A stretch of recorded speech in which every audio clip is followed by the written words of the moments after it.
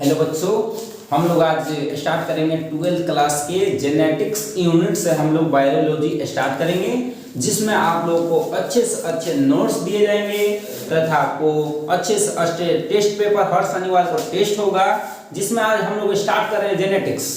क्योंकि हम लोग को पता है कि जेनेटिक्स यूनिट से बिहार में भी बहुत सारे क्वेश्चन आते हैं तथा उसके साथ साथ आपको नीट में जाते हैं तो नीट में हर साल 3 से 4 प्रश्न आते हैं इससे जेनेटिक्स यूनिट से। इसलिए हम लोग आज स्टार्ट करेंगे जेनेटिक्स यूनिट जो 12th क्लास के बायोलॉजी का लेसन नंबर 5 है, जिसमें हम लोग उसको स्टार्ट कर रहे हैं आज और उसको हम लोग अच्छे तरह से जानेंगे। पहले चैप्टर के बारे में जानकारी लेंगे कि आखिर ये चैप्टर कहता क्या है, इसमें पढ़ना क्या है, उसके बाद हम लोग चैप्टर के बारे में अच्छी तरह से हम लोग जानकारी लेंगे।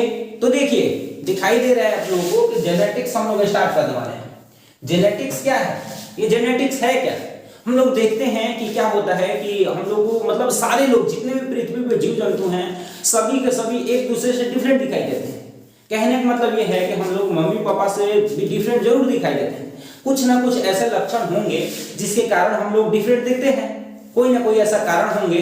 तो देखते हैं कभी कभी ऐसा होता है छोटे सा बच्चा जन्म लेता है तो क्या होता है, कोई छोटा सा जन्म लेता है बच्चे तो कोई रिलेशन वाले आते हैं तो उस समय बोलते हैं कि देख रहे हो बाबू का नोकिया है ना, वो पापा के ऊपर गया है। ये बाबू का नोकिया है ना, ये किसके ऊपर गया है? पापा के ऊपर गया है। ये बाबू का चेहरा जो दिखाई दे रहा है ना, ये मम्मी के ऊपर गया है। कैसे लोग बोल देते हैं, कैसे लोग बोल देते हैं। और दूसरी बात सोचने वाली बात तो ये है कि देखो कहने का मतलब ये है कि मनुष्य मनुष्य का ही जन्म लेता है और उसमें लक्षण भी सेम रहते हैं। अगर 2 पैर मतलब मेरा 2 पैर है तो मेरे बेटे का भी 2 पैर होगा, मेरे 2 आंख है तो मेरे बेटे का भी 2 आंख होगा।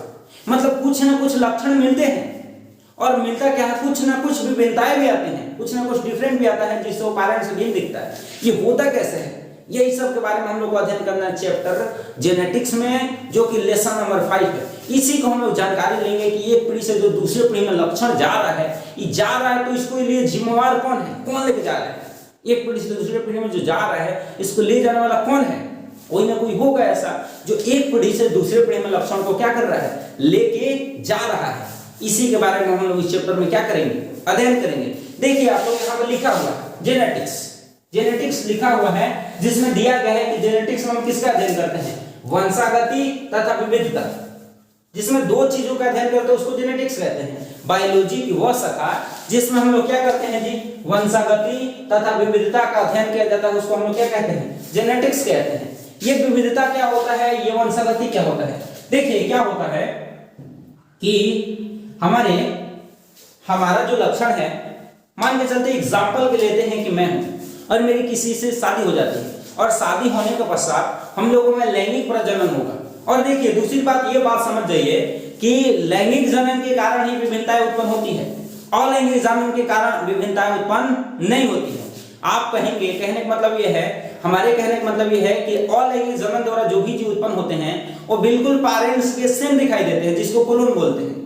सभी जीवों में विभिन्नता उत्पन्न कर देता है। मतलब कहने का मतलब आप सोचेंगे कि विभिन्नताएं उत्पन्न कर देता है तो एक एग्जांपल लेना चाहूं कि आप लोगों ने बकरी देखा होगा, सारे बकरी एक जैसी दिखाई देती है, दिखाई देती है कि नहीं? देखिए आप सोचिए सारी बकरी कैसी दिखाई देती है जी, एक ही जैसे दिखाई देती है। बोले बच्चों सारी बकरी कैसे दिखाई देती है, एक ही जैसे। आप बोले कोल्हू भी तो लैंगिक जनन करता है और तो इससे एक समान दिखाई देता है, और आप बोल रहे हैं कि अलैंगिक जनन करने वाले जीव अलग अलग होते हैं, मतलब उसमें विभिन्नताएं पाई जाती है। अरे बुद्धू, आपको देखने से वो सेम टू सेम दिखाई देती है, अगर उसके पेरेंट देखेंगे ना, उसके अगर मदर से पूछा जाए कि तुम्हारी बच्ची या बच्चा कौन है तो देख के बता देगी। कहने का मतलब उन लोगों में विभिन्नताएं होती है, लेकिन आपको देखने से विभिन्नताएं नहीं लग रही है, आपको देखने से विभिन्नताएं नहीं लग रही है। और मेरे मतलब हम लोग नहीं देख रहे हैं कि बकरी एक जैसी है, लेकिन उसके मदर अगर देखें ना तो पहचान सकते हैं कि मेरा बेटा और मेरी बेटी कौन है ना जी। तो कहने का मतलब ये है कि विभिन्नताएं उत्पन्न होती है, उसका कारण क्या है, लैंगिक जनन। और बहुत पहले से जानकारी थी कि लैंगिक जनन के कारण हम लोग को विभिन्नताएं उत्पन्न होती है, जिसके कारण हम अपने पेरेंट्स से भिन्न दिखते हैं। और इसको पता लगाने के लिए एक वैज्ञानिक थे जो कि मठ के पादरी थे, ग्रेगर जॉन मेंडल। बहुत बड़ा काम किया इसके ऊपर, जेनेटिक्स के ऊपर बहुत बड़ा काम किया, जिन्होंने बताने की कोशिश किया कि आखिर ये जो एक पीढ़ी से दूसरी पीढ़ी में जो लक्षण जा रहे हैं जी, एक पीढ़ी से दूसरे पीढ़ी में लक्षण जो जा रहा है कैसे जा रहा है, कौन इसके लिए जुआ है। बहुत बड़ा उन्होंने लगभग 7 साल तक इस पे काम किया था, मटर के पौधों पे काम किया था उन्होंने। और उन्होंने बताने की कोशिश किया था जो एक पीढ़ी से दूसरी पीढ़ी में लक्षण जा रहे हैं, ये जा रहे हैं तो कैसे जा रहे हैं, कैसे विभिन्नता उत्पन्न हो जा रही है, कैसे, इन्होंने बहुत बड़ा प्रयास किया हुआ है मेंडल ने, जो कि इसके बारे में हम जानकारियां लेंगे। इसके पहले हम थोड़ी सी जेनेटिक्स के बारे में जान लेते हैं और लिख लेते हैं, इसका परिभाषा जान लेते हैं, क्या कि जेनेटिक्स का परिभाषा होता क्या है ना। तो देखिए जेनेटिक्स क्या है, जिसमें हम वंशागति तथा विविधता का अध्ययन करते हैं। फिर से मैं बोल रहा हूं, ध्यान से सुनिए, बायोलॉजी की वह शाखा जिसमें हम लोग क्या करेंगे, वंशागति तथा विविधता का अध्ययन करेंगे, उसको हम लोग क्या कहते हैं जी, जेनेटिक्स कहते हैं। और ये वंशागति क्या होता है, विविधता क्या होता है। ये वंशागति होता है कि एक पीढ़ी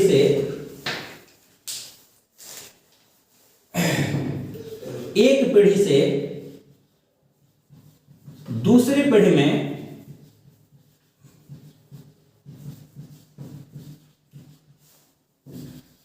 लक्षणों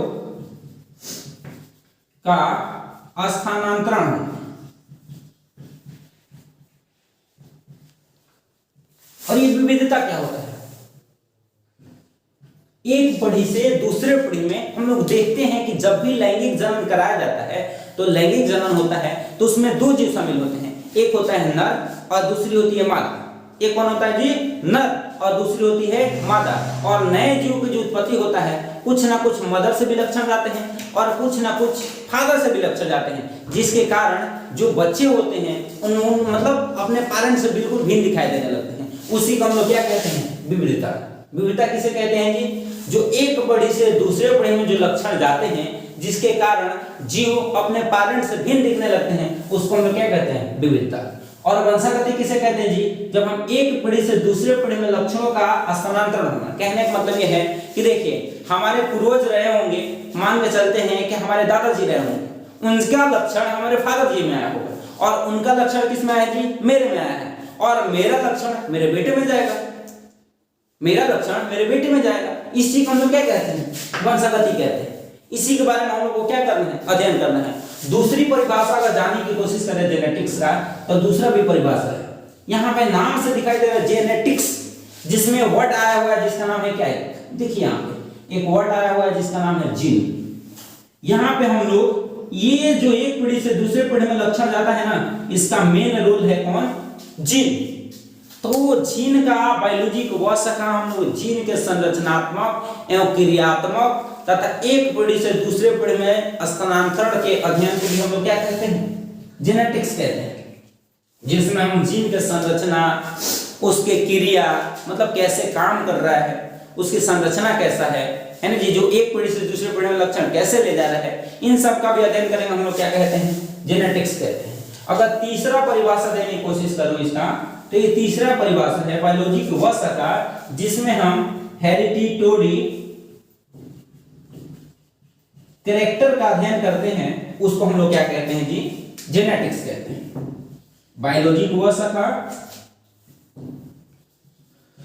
जिसमें हम हेरिडिटरी कैरेक्टर का अध्ययन करते हैं, उसको हम लोग क्या कहते हैं, जेनेटिक्स कहते हैं। और आप लोगों को ये पता होना चाहिए कि जेनेटिक्स के फादर कौन है, ये आप लोगों को थोड़ा सा याद रखने की कोशिश करेंगे, 3-4 पॉइंट इसके बारे में और याद रखने की कोशिश करेंगे कि इसके फादर कौन है।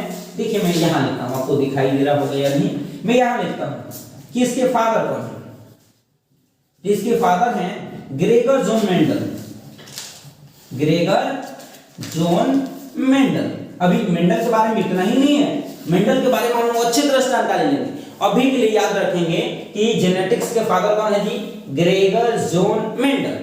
लेकिन आधुनिक देखा जाए, आधुनिक आनुवंशिकी के फादर कौन है, आधुनिक आनुवंशिकी के पिता या जनक बोलते हैं, वो है बेटसन। वो कौन है जी, बेटसन। और आप लोग को प्रायोगिक आनुवंशिकी के अगर जनक देखा जाए तो है आपको TH. Morgan, Thomas Hunt Morgan. और आप लोगों को देखा जाए ये 1 पॉइंट, 2 पॉइंट, 3 पॉइंट। अगर मानव आनुवंशिकी का देखा जाए, मानव आनुवंशिकी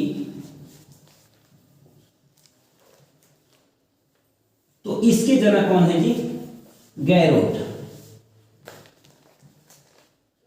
मैं सारे पॉइंट का अध्ययन करता हूँ, सारे पॉइंट में फिर से बता रहा हूँ, आप ध्यान से सुनिए, बहुत अच्छे से याद हो जाएगा। आप ध्यान से सुनिए, कोशिश करिए।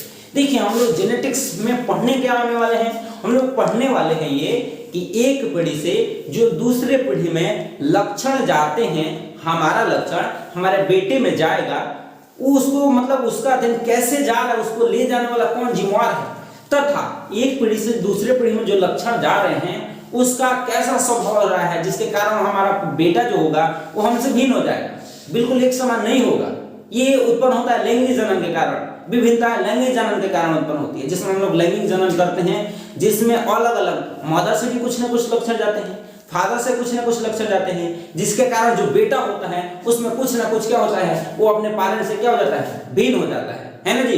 तो उसी को हम लोग जेनेटिक्स पढ़ने जा रहे हैं। देखिए यहाँ पे दिखाई दे रहा है जेनेटिक्स, जिसमें हम लोग क्या चाहिए, वंशागति तथा विविधता का अध्ययन करते हैं, उसको हम लोग क्या कहते हैं, जेनेटिक्स कहते हैं। फिर से मैं बोल रहा हूँ, जेनेटिक्स किसे कहते हैं, जिसका हिंदी होता है आनुवंशिकी। जेनेटिक्स किसे कहते हैं, जिसमें हम वंशागति तथा विविधता का अध्ययन करेंगे, उसको हम लोग क्या कहेंगे जी, जेनेटिक्स कहेंगे। दूसरा परिभाषा जानने की कोशिश करेंगे तो बायोलॉजिक वह शाखा जिसमें हम जीन के संरचनात्मक, क्रियात्मक तथा एक पीढ़ी से दूसरे पीढ़ी तक का स्थानांतरण करना ही क्या कहलाता है, जेनेटिक्स। फिर से बोल रहा हूँ, बायोलॉजिक वह शाखा जिसमें हम जीन के संरचनात्मक एवं क्रियात्मक तथा एक पीढ़ी से दूसरे पीढ़ी में अध्ययन करने की प्रक्रिया को हम लोग क्या कहते हैं, जेनेटिक्स कहते हैं। और तीसरा परिभाषा देने की कोशिश करूं तो बायोलॉजिक वह शाखा जिसमें हम हेरिडिटरी कैरेक्टर का अध्ययन करते हैं, उसको हम लोग क्या कहते हैं जी, जेनेटिक्स कहते हैं। और चौथा पॉइंट आप लोगों को बताया कि आनुवंशिकी के फादर कौन है, ग्रेगर जॉन मेंडल, तथा आधुनिक आनुवंशिकी के जनक कौन है जी, बेटसन, और प्रायोगिक आनुवंशिकी के जनक कौन है, टीएच मॉर्गन, और मानव आनुवंशिकी के जनक कौन है, गैरोट। और इसके साथ साथ एक और बात याद रखने की कोशिश करना कि ये जो जेनेटिक शब्द है ना जी, इसको कौन दिया था, बेटसन नामक वैज्ञानिक नहीं दिए थे। बेटसन नामक वैज्ञानिक नहीं क्या दिए थे, ये आनुवंशिकी शब्द दिए थे। कब दिए थे जी, 1906 ईस्वी में। इस बात को याद रखना है कि जेनेटिक शब्द भी कौन दिए, बेटसन। मैं सारे पॉइंट क्लियर करते हुए जा रहा हूं, आपको मुझे लग रहा है कि आपको अच्छे ढंग से समझ में आ रहा होगा। मैं फिर से बोलने की कोशिश करूंगा, आप समझिए और याद रखने की कोशिश करिए कि बायोलॉजी वह शाखा जिसमें हम लोग क्या करेंगे, हेरिडिटरी कैरेक्टर का अध्ययन करते हैं, उसको क्या कहते हैं, आनुवंशिकी कहते हैं। दूसरा परिभाषा बायोलॉजी वह शाखा हम जो जिसमें क्या करेंगे, वंशागति तथा विविधता का अध्ययन करेंगे, उसको हम लोग क्या कहते हैं, जेनेटिक्स कहते हैं। तीसरा परिभाषा देने की कोशिश करूं तो बायोलॉजी वह शाखा जिसमें हम जीव के संरचनात्मक एवं क्रियात्मक तथा एक पीढ़ी से दूसरे पीढ़ी में स्थानांतरण करने की प्रक्रिया का अध्ययन करते हैं, उसको हम लोग क्या कहते हैं, जेनेटिक्स। चौथा पॉइंट में बताने की कोशिश करूं तो आपको याद रखना है कि हम लोग जेनेटिक्स के पिता कौन है जी, ग्रेगर जॉन मेंडल, जो बहुत बड़ा काम किया था, बहुत बड़ा काम किया उन्होंने। और आधुनिक आनुवंशिकी के जनक कौन है, बेटसन है। और प्रायोगिक आनुवंशिकी के जनक कौन है, टीएच मॉर्गन है। और मानव आनुवंशिकी के जनक कौन है, गैरोट है। और ये जेनेटिक्स जो शब्द है कौन दिया था जी, बेटसन नामक वैज्ञानिक ने दिया था 1906 ईस्वी में। और एक बात और याद रखना है, ये जो दिखाई दे रहा है एक्सपेरिमेंटल जेनेटिक्स के फादर कौन है, ये आपको नीट 2019 में आया हुआ था। और इससे बहुत सारे जितने भी पॉइंट आपको बताए जा रहे हैं ना, नीट में भर भर के क्वेश्चन आते हैं और बोर्ड में भी बहुत सारे भर भर के क्वेश्चन आते हैं। इसलिए आप लोग बड़े ध्यान से पॉइंट को नोट करेंगे और अपना नोट्स खुद बनाएंगे। बहुत अच्छा से हमको विश्वास है कि आप लोग बहुत अच्छा से पढ़ रहे हो, है ना। तो इसको हम लोग मिटा देते हैं और इसके बाद आगे हम लोग पढ़ते हैं। तो देखो बच्चों ने हम लोगों ने अभी क्या पढ़ा, जेनेटिक्स के बारे में हम लोग अच्छी तरह से जानकारी ली है, जिसमें